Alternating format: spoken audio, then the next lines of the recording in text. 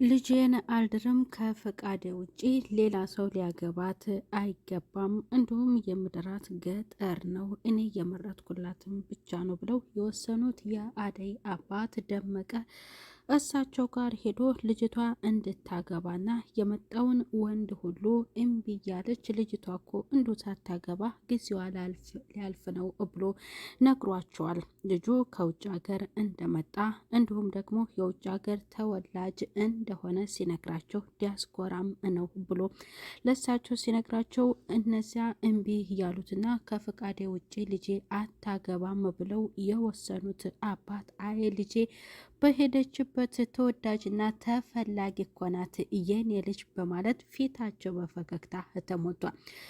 ፍቅር ተንኮለኛዋ ውጭ ላይ በወጣችበት ሰዓት የተንኮለኛዋና የምታግተው ገንዘብ እየተቀበለች ከብዙዎቹ የውሸቷን እናቷ ሳትታመም የምታጭበረብረው ቤዛ የእሷ ወንድም ደግሞ መንገድ ላይ አገኝቷት ከእሷ ጋርም የለበሰውን አልብሷት ነበረ። ልታወራው ያልፈለገችም እሱ ግን እንዲያወራት ፈልጓል። የራስሽ ጉዳይ እዚህ አካባቢ በጣም ያስፈራል ብሏት ነበር። ወደ ቤት ሲመለስ ደግሞ የሚገርም ውበት ነው ያየሁት ብሎ ለእህቱ ሲናገር እህቱ አይሆንም አንተ አላማ አለ ፍቅር እያልህ እንዳትጃጃል ወደኋላ ነው የሚጎትትህ ብላ ለወንድሟ አስጠንቅቃ ነግረዋል። እሷ ትኩረቷ ገንዘብና ገንዘብ ላይ ብቻ እንደሆነ ታውቂያለሽ፣ እኔ ከእናቴ ሌላ የምወደው እንደሌለ ብሎ በምላሹም ለእህቱ መልሶላታል። ገጠር የሄደው ደመቀ ንብረቱን የአባቱን ለመካፈል ቢሄድም የአደይ አባት ደግሞ የቀጠሯቸው ከጎናቸው ያግዙኛል ያሏቸው ጫንዬና አለልኝ ብሶባቸው ከእነሱ ወይንም ከአደይ አባት ምንም የደረሳቸው ነገር የለም። አለልኝ በጣም ተበሳጭቶ እስከዛሬ ታግሻለሁ፣ በእነሱ ላይ እንደዚህ የጨከኑ ነገ በእኔ ላይ ምን አይነት ድርጊት እየከፋ እንደሚፈጽሙ ምን ዋስትና አለኝ? የራሳቸው ጉዳይ ብሎ ለጫንዬ ሲናገር ጫንዬም ብዙ ለምኖታል። አለልኝ አምርሮ ከአበበና ከደመቀ ጎን ነው የምቆመው፣ ሌላ ችግር ሳይፈጠርና የአለችኝን ንብረት ደግሞ ሳይወስዱብኝ በሰዓቱ ልቀላጠፍ አለ አለልኝ። ጫንዬ እባክህ አንተ ያንን መጠጥህን ግተህ ነው እንጂ እንደዚህ ተናጋሪ የሆንከው የእሳቸውን አመልና ጸባይ እያወቅህ ለምን እንደዚህ ታደርጋለህ ብሎ እንዲረጋጋ ሞክሮ ነበር፣ ግን አልተቻለም፣ አልሆነለትም። አደይ እውነቱ ሲነገራት የገዛ እህቷ የሚወዳት ዴቭ ገጠር የሄደው የእሷን ጉዳይ ለማስፈጸም ቢሄድም በመላመድ ደግሞ ብርሃን ከእሱ ጋር መቀራረብና እሱን እንደወደደችው እውነቱን ሄለን ዝርግፍ አድርጋ ለአደይ ነገረቻት። አደይ ጥፋቷ ለእናቷም ሆነ ለብርሃን ጓደኛ እንዳላትና እሷን ብሎ ለእሷ ተጨንቆ ገጠር ድረስ እንደሄደ ደግሞ ለቤተሰብ አለመናገሯ የገዛ ጓደኛዋ ላይ ሌላ ሰው እንዲመኘው አድርጋለች። ያ የአደይም ስህተት ነው። ሰላም ጤና ይስጥልኝ ውድ የተከበራችሁ የቻናል ተከታዮች ቤተሰብ በሙሉ በያላችሁበት ሰላማችሁ ይብዛ። ለቻናሉ አዲስ የሆናችሁ ሰብስክራይብ በማድረግ ቪዲዮውን እስከ መጨረሻው እንድትከታተሉ ትላለው። ሰራተኛዋ አደይ ክፍል 155 ቀጠለ። አደይ ተበላች በገዛ እህቷ። ዴቭ ሁለት እህትማማቾች በሱ ላይ ጦርነት ሊከፍቱበት ነው። ብርሃን የምታውቀው ጉዳይ የለም። ከአሁን በፊት ታውቀዋለች፣ እንዳመማትም አስታሟታል። እነ ባርኮቴ ቤት እንደሆነችና በፊት ስለምታውቀው እሷም በመቀራረብ ደግሞ ከሱ ፍቅር ሊይዛት ችሏል። አደይ ለእሷ ብሎ ገጠር ድረስ ሄዶ የአባቷንም ጨካኝነትና ክፉ በአካባቢው የታወቀ ኃይለኛ ሰው እንደሆነ ከእሱ ፍቃድ ልጆቹ ማግባት እንደማይችሉ ለባለቤታቸው አስጠንቅቀው ተናግረዋል። ዴቭ የእናቷንና የብርሃንን ጉዳይ ብቻ ከጨረሰልኝ የአባቴ ነገር ችግር የለም ብላ አደይ ማስባ ነበረ። እውነቱን አደይ ግን ለብርሃን ስላልተናገረች ብርሃን ለዴቭ ለየት ያለ ምግብ ሰርታ ማቃበል ወይም መጋበዝ ብትፈልግ እናቷን ስታማክር እንዲህ አይነት ነገር እንዳታስቢ በጭራሽ ብላ ለልጇ አስጠንቅቃ ነግራታለች። እዛ ቤት የፈለጉትን ነው ከባርኮቴ ጋር የሚቀርብላቸው፣ እኔ ሰርቼ ብሰጠው ወይም ብጋብዘው ምንድን ነው ክፋቱ ብላ ለእናቷ ተናግራ ነበረ።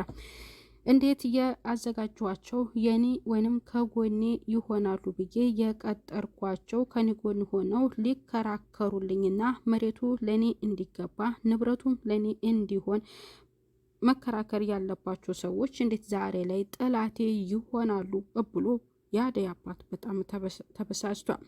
ዴቭ ግራ ገብቶት እውነቱን ለመናገር ቢርበተበትም አስከትሎት በሄደ በደመቀ ደግሞ ጥሩ ውጤት ላይ እንደሚደርስና ከአጠገቡ ሆኖ እውነቱን ፍርጥ አድርጎ ለአደይ አባት ተናግሮ በሰዓቱ ወደ ከተማ እንዲመለስ ደመቀ አስቧል። የንብረቱን ጉዳይ ቢያነሳውም ያንን ደግሞ አባትየው ኮስተር ብሎ ከመቼው አንተኔ ጋር የምትመጣው ከንብረት ሌላ ምንም ልትጠይቀኝ አይደለም፣ አበበ ደግሞ ራሱ ጠይቀኝ እንጂ በአበበ ንብረት አንተ ምን አግብቶ ነው ጠያቂ የምትሆነው ብሎ ምላሽ ለደመቀ ነግሮታል። ደመቀም አብሮት ያስከተላት ሩታይ ነበረችና ይቺ ደግሞ ማን ብለው በጠየቁት ሰዓት የዴቭ ናት የእህቱ ናት ብሎ መልሷል። እሳቸው የገዛ ልጃቸው አደይ ከተማም ብትሄድ የኔ ልጅ በሁሉ ቦታ ተወዳጅና ተፈላጊ ናት አሉት። እሱም ደግሞ ዴቭ መልካምና ጥሩ ሰው እንደሆነ ሊያገባትም እንዳሰበ ለአደይ አባት ተናግሯል።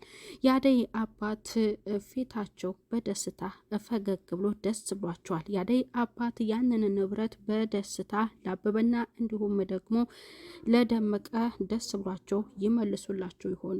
ከአበበና ከደመቀ ጎን ነው የምቆመው ብሎ እኔ ከሳቸው ጉዳይ የለኝም፣ እስከዛሬ የጎዱኝ ይበቃኛል ብሎ ጥሏቸው ሄደው አለልኝ ከማንን ጎን ይሆን?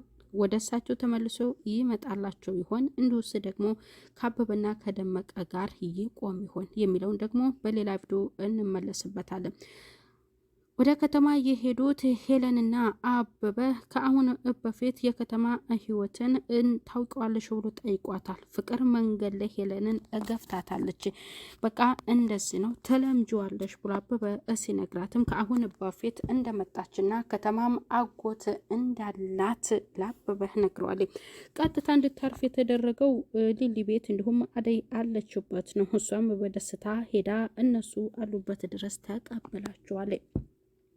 እቤት ከማረፏ ግን ጥሩ ዜና ላሰማቻት በጣም ተናዳለች። አደይ በእህቷ ልትቀማ ነው የገዛ የምትወደውና ለሷ ብሎ ብዙ መስዋዕትነት እየከፈለላት እሷን ሲናገሩት በጣም የሚከፋው ዴቭ ደግሞ በብርሃን ጠጋ ምን አይነት ምላሽና እሱም ደግሞ ምን ይሰማው ይሆን? እውነት ያቺ ብርሃን የአደይን የትዳሯን ጉዳይ ልታፈርስባት ትችል ይሆን? የአደይስ አባት ድልል አድርገው ልጃቸውን እየድሯት ይሆን የሚለውን ይህንንም ደግሞ እናያለን።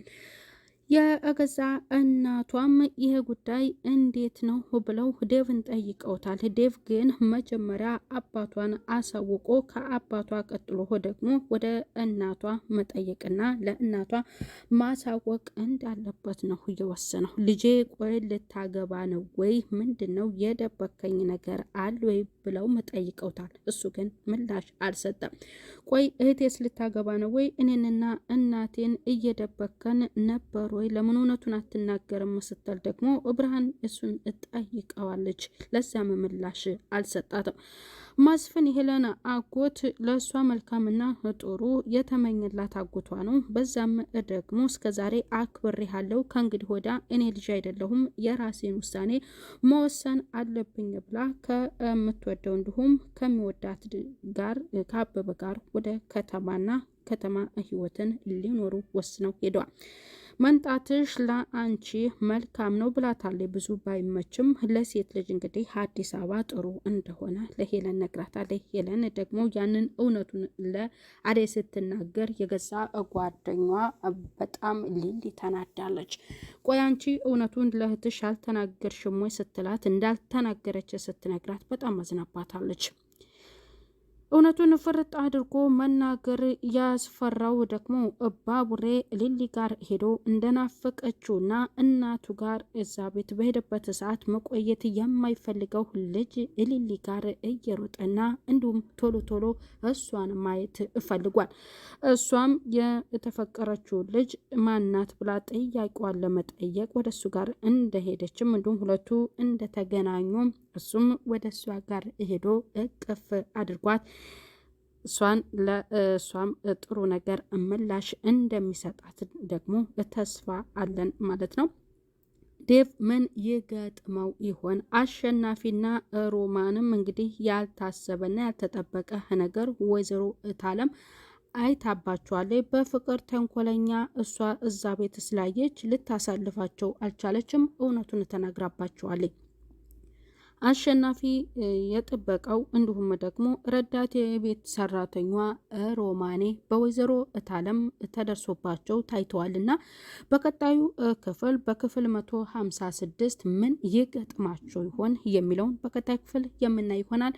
ለዛሬው የነበረን ክፍል ይሄንን ይመስላል። ቤተሰብ ቀጣይ በሌላ ቪዲዮ እስከምንገናኝ ቻናሉን ሰብስክራይብ ያደርጋችሁ ቤተሰብ ሆኑ። እንዲሁም ላይክ እና ሼር በማድረግ እስከ መጨረሻው ተከታተሉት እላለሁ። ባይ ባይ ቤተሰብ።